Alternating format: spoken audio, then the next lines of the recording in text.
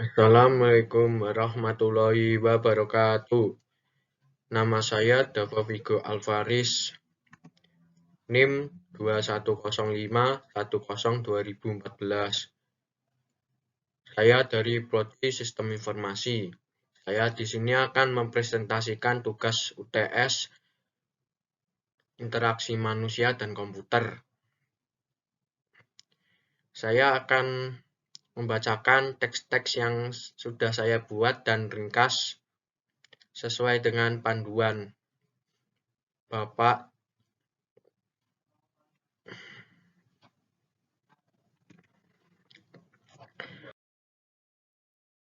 Yang pertama, penugasan mandiri. Mempelajari interaksi manusia dan komputer. Bab 1, memperkenalkan desain HCI dan UX. Bagian ini merupakan tempat awal untuk mempertimbangkan dan memikirkan orang, manusia, teknologi komputer, dan bagaimana kita berinteraksi.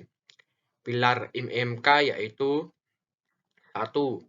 Skill atau keahlian. Yang kedua, aktivis atau aktivitas.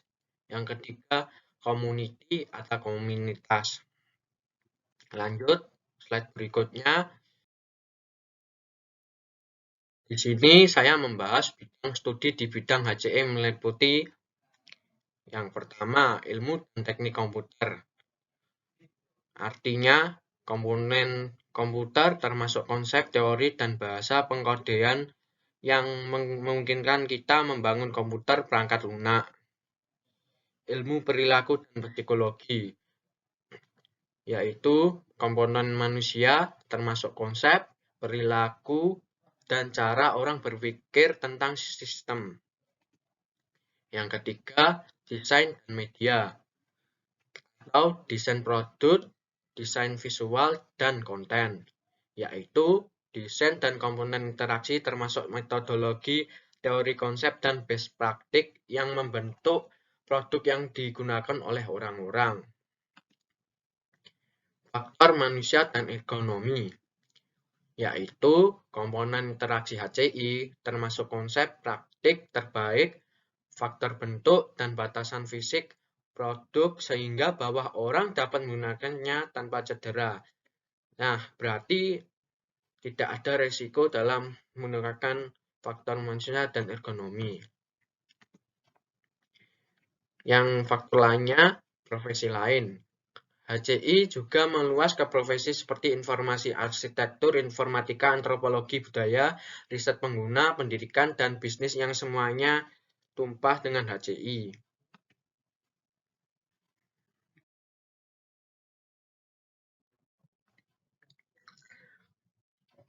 Alasannya, mengapa HCI? Karena bahwa dunia kita penuh dengan teknologi yang dijalankan oleh komputer dan dapat bermanfaat sekali. Gitu. Terus, mendokumentasikan jargon HCI. Jargon HCI adalah kumpulan kata atau ungkapan unik yang digunakan oleh orang di profesi tertentu dan sulit dipahami orang lain. Tujuan dari jargon HCI adalah untuk melakukan hal berikut. 1. Membangun bahasa bersama untuk membangun solusi yang berpusat pada manusia. Buat singkatan untuk keterampilan dan istilah industri, mengidentifikasi dan menavigasi pasar kerja yang berkembang dengan memanfaatkan keterampilan HCI. Slide berikutnya, HCI adalah panggilan.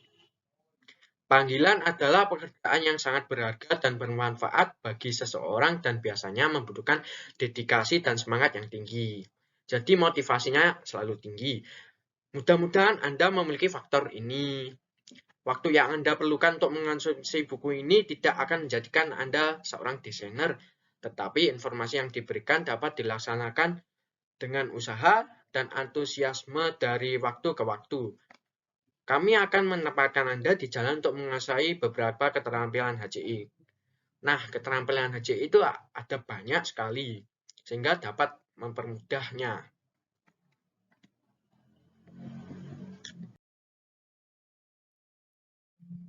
Slide berikutnya, profesi bidang yang berkembang melalui HCI. 1. Profesi ilmu komputer. Yang kedua, profesi arsitektur informasi. Yang ketiga, profesi teknik komputer. Yang keempat, profesi ergonomi.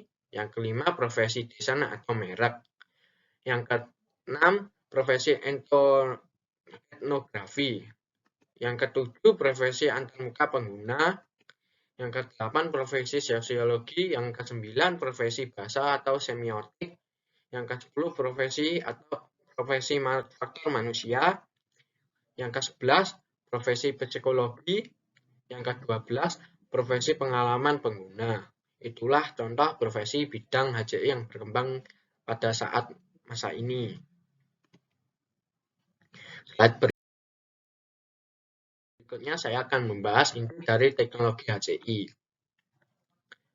Inti dari teknologi HCI, karena komputer telah berkembang pesat, demikian juga perhatian yang harus kita ambil membangun perangkat lunak untuk penggunaan kami, yang merupakan inti dari HCI. Ada 3 faktor utama yang harus dipertimbangkan oleh perancang HCI saat merancang perangkat lunak, situs web, atau produk.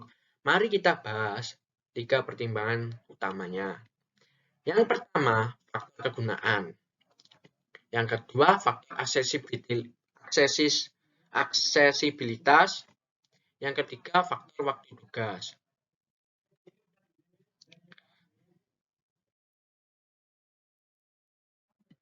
Nah, kegunaan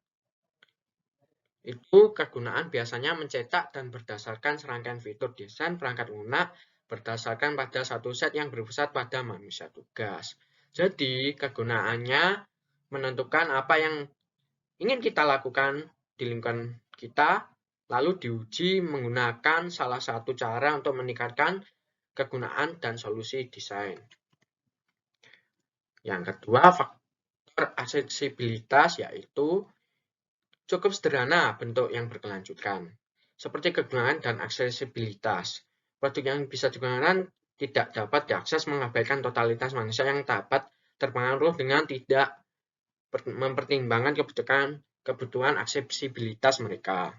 Produk layanan atau antarmuka yang tidak dapat diakses tidak dapat digunakan. Desain universal menciptakan produk layanan dan lingkungan yang memenuhi kebutuhan pengguna. Yang ketiga, faktor waktu tugas.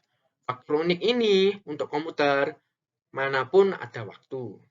Waktu adalah fungsi dari tugas yang diperlukan plus konteks antar muka ditambah lingkungan. Misalnya, jika tugasnya mengisi formulir, menerima informasi tentang suatu produk, maka waktu ditentukan berapa lama yang dibutuhkan pengguna. Jadi, untuk melengkapi formulir, agar menjadi sukses, kegunaan solusi perangkat lunak.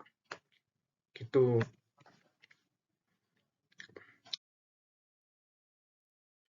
Slide berikutnya saya akan membahas merancang perangkat lunak untuk semua pengguna dengan prinsip desain universal. Yang pertama, meneliti desain universal prinsip. Yang kedua, menerapkan kegunaan untuk semua pengguna. Yang ketiga, kemampuan dipelajari. Yang keempat, efisiensi waktu. Yang kelima, daya ingat manusia. Yang keenam, tingkat kesalahan rendah. Yang ketujuh, kepuasan pengguna. Yang kedelapan, kegunaan dalam menggunakannya.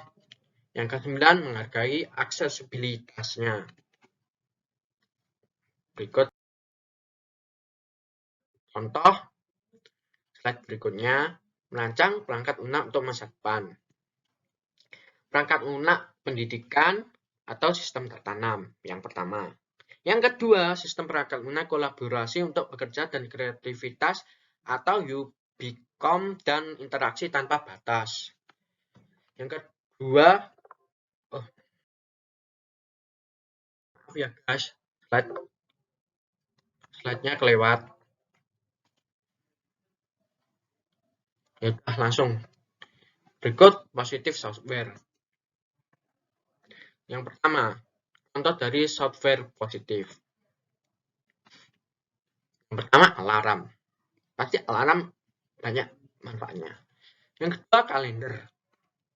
Yang ketiga, timer. Itulah positif software. Dan yang terakhir, mohon maaf, tadi sebelum saya sebutkan, yaitu stopwatch.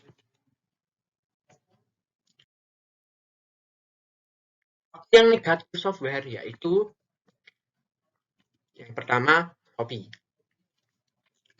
Yang kedua, WhatsApp. Yang ketiga, browser.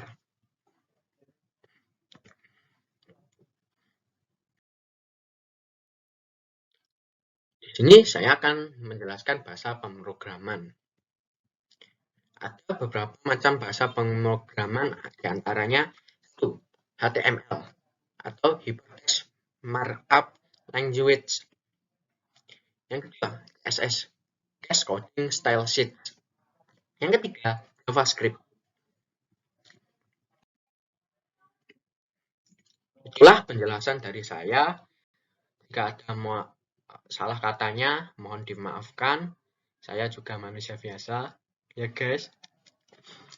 Sekian dari presentasi tugas UTS saya tentang interaksi manusia dan komputer. Saya ucapkan wassalamualaikum warahmatullahi wabarakatuh.